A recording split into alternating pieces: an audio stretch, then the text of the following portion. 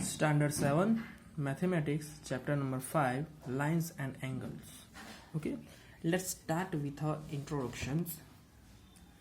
You already have know how identify different lines, line segment and angles in a given shapes. Can you identify different line segment and angles from in the following figures? Okay, so here is a 4 figures, 1 2 3 and 4. Okay, can you also identify whether angle made are accurate or absolute or right? Okay, તો આમાં શું છે કે લઘુકોણ છે, કાટકોણ છે કે ગુરુકોણ છે, તમે ફાઇન્ડ કરી શકો છો. બરાબર છે.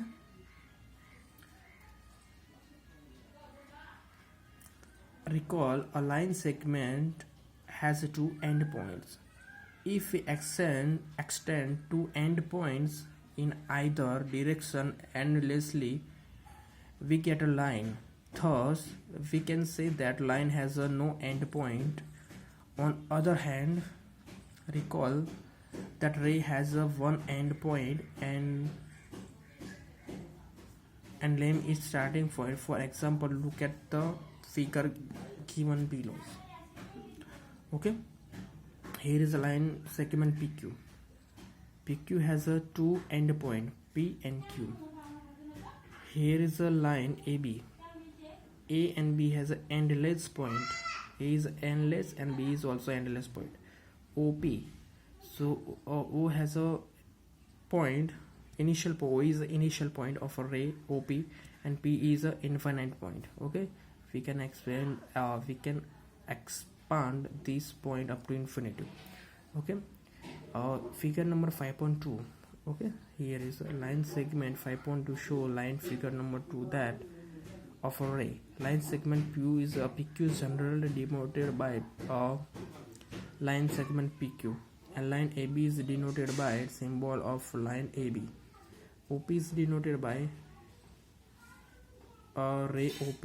Okay, give some example of line segment and ray from your daily life and discuss with them your friends. Okay, તો લાઇન સેગમેન્ટ છે, રે છે અને સેગમેન્ટ છે, તો એને ડિનોટ કેવી રીતે કરી શકાય છે, એને જે ડિમોશન આપેલા છે. બરાબર છે. હવે જો again recall that an angle formed when line or segment meet the figure number 5.4. Observe the corner. This corner are formed when two line or line segment intersect at a point. For example, look at the figure given below. Okay, તો આ જે છે line જોઈ લો તમે. બરાબર છે. હવે શું છે કે જ્યારે રેખાઓ અથવા રેખાખંડો ભેગા મળે છે ત્યારે ખૂણાઓ બને છે. બરાબર છે. હવે શું છે, આ રેખા હોય કે રેખાખંડ હોય છે અને ભેગા બને ત્યારે શું બને છે, રેખાખંડ બને છે. બરાબર છે. 5.2 છે, સોરી 5.1 છે. બરાબર છે. 5.3માં શું છે કે ટુ લાઇન્સ છે, RS અને PQ છે, અને ઇન્ટરસેક્ટિંગ પોઈન્ટ કયું છે, O પોઈન્ટ છે. બરાબર છે. હવે ઇન્ટરસેક્ટિંગ O પોઈન્ટ છે એનાથી શું થાય છે કે એંગલ ફર્સ્ટ વન છે એંગલ ABC બને છે. બરાબર છે. આમાં શું થશે, R તમે જોઈ શકો કે POR SOQ SROQ અને POS 4 જે છે એંગલ છે ને એ બને છે. ઓકે, તો ફર્સ્ટ વન જે છે related angles. Okay, complementary angles. Okay, તો કમ્પ્લિમેન્ટરી એંગલ દેટ મીન્સ કે શું, કોટિકોણ. બરાબર છે. when the sum of measure of two angle is 19, the angle called is complementary angles. Okay, તો બે ખૂણાઓ જે છે અહીંયા 30 છે 19 છે. બરાબર છે. આ બેનો એડિશન કે આ both are different angles. when we do addition and its sum is 19, so we can call him a complementary angles. Okay, here is a 35 and a 65. Okay, 35 that means 30 and 40 and 100. This angle is not a complementary angle. Okay, એ ટૂંકમાં સમજી લેવાનું શું છે કે કોઈ પણ બે ખૂણા હોય, બરાબર છે, પણ બે ખૂણા જે છે એનું માપ જે છે એ 19 ડિગ્રી સેલ્સિયસ 19 ડિગ્રી થાય તો એને શું કહેવામાં આવે છે? કોટિકોણ કહેવામાં આવે છે. બરાબર, એને ઇંગ્લિશમાં કહેવાય છે complimentary angles. When two angles are complementary, each angle is said to be the complement of the angle. Okay, તો શું છે કે બે કોટિકોણ હોય ત્યારે દરેક ખૂણો બીજા ખૂણાનો કોટિકોણ કહેવાય છે.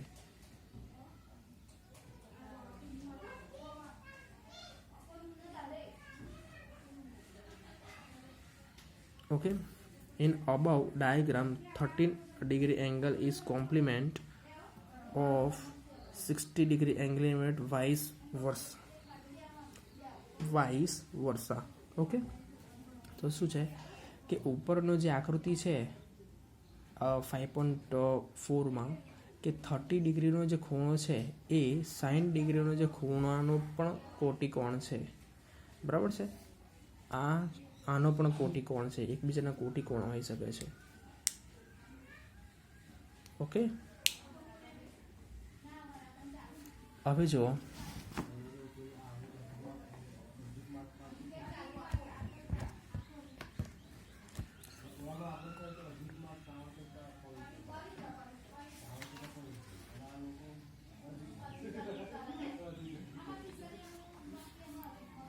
ઓકે, ચલો try this. Which pair of following are the complementary? Okay, તો આમાં કેટલી છે? 4 પેર આપી છે. એ પેરમાંથી આપણે શું કહેવાનું છે? which pair are a complementary. Okay, 70 plus 90 degrees, so it's called a complementary. 75 plus 25 100, so 100 is not a complementary. 52 અને 52 ને 82, that means કે 50 plus 100, this is also not a complementary angle. 35 and 55 60 19, this is a complementary angle. So figure number 1 and 4 is complementary angle. What measure of complement of each of following angles? Okay,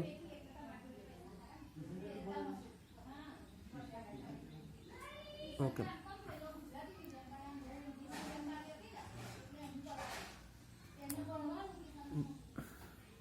what is measure of a complement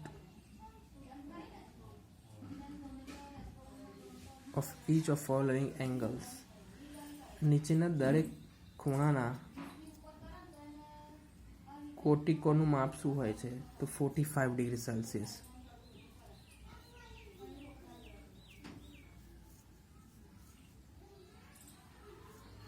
okay,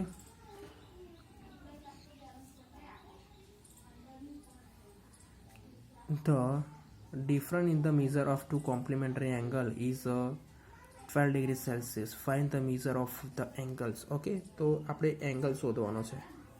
તો કેટલું છે કે બે કોટિકોણના માપ વચ્ચેનો તફાવત કેટલો? 12 degree છે.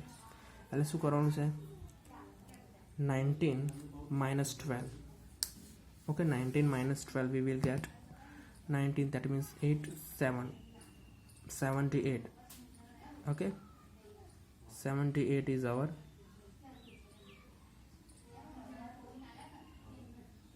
measure of two complementary. First one is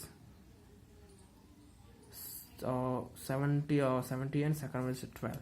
Okay, supplementary angles. Okay, let's us now look at the following pairs and length. Okay, ચલો આમાં શું છે? 60 plus 20 180, 68 and 20, that means get 70 180. First one is 100 and second one is 80, that's 180. Third one, this is also 180.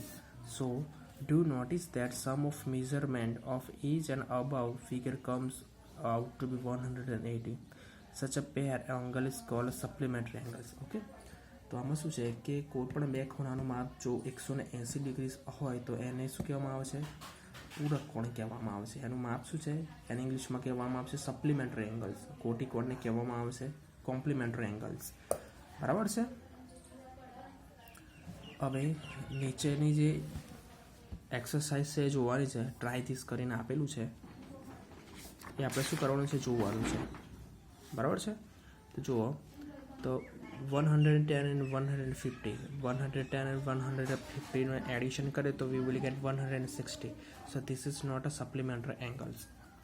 105 and 165, 65 there 70, 170. So this is also not a supplementary angles. 130 and 50. So this is the addition of both angles 180.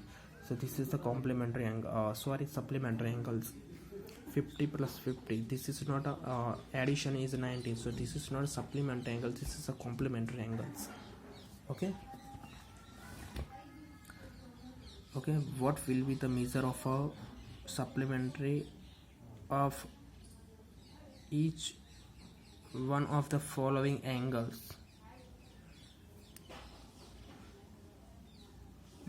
90 degrees. Okay. Among two supplementary angles, measure of larger angle 44 more than the measure of the smaller. Find the measure. Okay, તો આમાં શું કહેવામાં આવે છે? બે પૂરક કોણ જે છે, બરાબર છે, એના જે મોટા ખૂણાનું માપ નાના ખૂણાના માપ કરતાં 44 વધારે છે. ઓકે, તો આમાં શું છે કે 44 દેટ મીન્સ કે કેટલું હશે? હવે જોઈ લો, સિમ્પલ લોજિક છે. બરાબર છે. કોટી કોણ ક્યારે બને છે? 180 ડિગ્રી દેટ મીન્સ કે supplementary angles.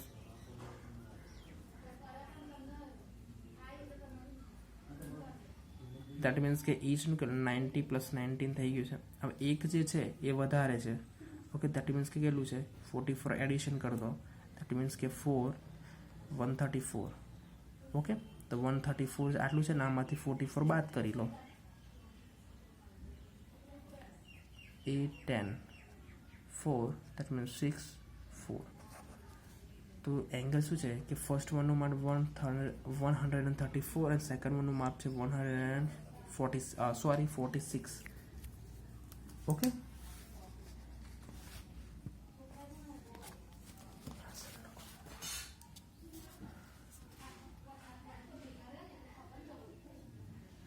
okay, so our new topic is adjacent angle. That means કે આસન્ન કોણ. બરાબર છે. અહીંયા આગળ આ બુક છે તો એંગલ એ અને એંગલ બી છે, અહીંયા જુદા જુદા બને છે. બરાબર. સેકન્ડ વન છે આ, અહીંયા પણ શું છે? એંગલ બને છે પણ જુદા જુદા બને છે. બરાબર છે. હવે જો at the both vertices A and B find the pair of angle placed next to each other. Okay, તો બંને જે શિરોબિંદુ છે એ અને બી આગળ પાસ પાસે હોય તેવા બે ખૂણાની જોડ મળે છે. એવા ખૂણાઓ એવા છે કે, બરાબર છે. હવે શું છે કે એ અને બી છે, બરાબર છે, એના પાસેની ખૂણાની શું મળે છે? જોડ મળે છે. બરાબર છે.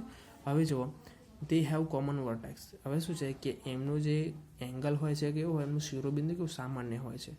બરાબર છે. They have common arms and એમનો એક ભુજ છે એ કેવું હોય? સામાન્ય હોય છે. બરાબર છે.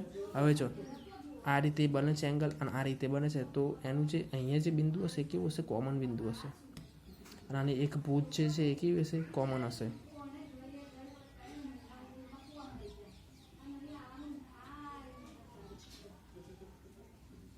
બરાબર છે.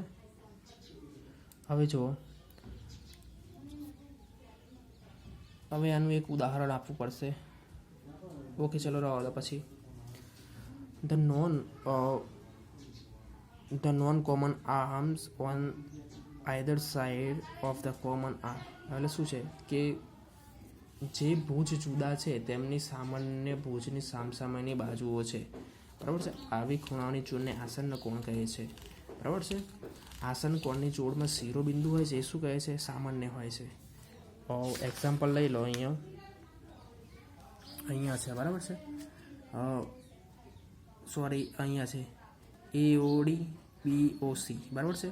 સો AOB and BOC both are શું છે કે એડજસ્ટન્ટ છે. દેટ મીન્સ કે ABO અને BOC. ઓકે, તો આની એક ભુજ છે જે છે સેકન્ડ વન જે છે ને આપણું આ કે they have a common arms, they have a common, એ સેટિસ્ફાય છે, they have a common vertex. તો આ શું છે એનું ઓ શું છે, common vertex, and this is a common pair, બરાબર છે. This is common pair, sorry arm.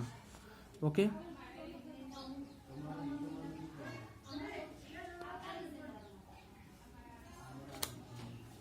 જો હવે શું છે કે આ બે એનો સામેનો જે ભુજ જુદો છે ને તે એકબીજાની સામેની બાજુ છે, બરાબર કે નહીં, બરાબર. That's all for this day. Thank you.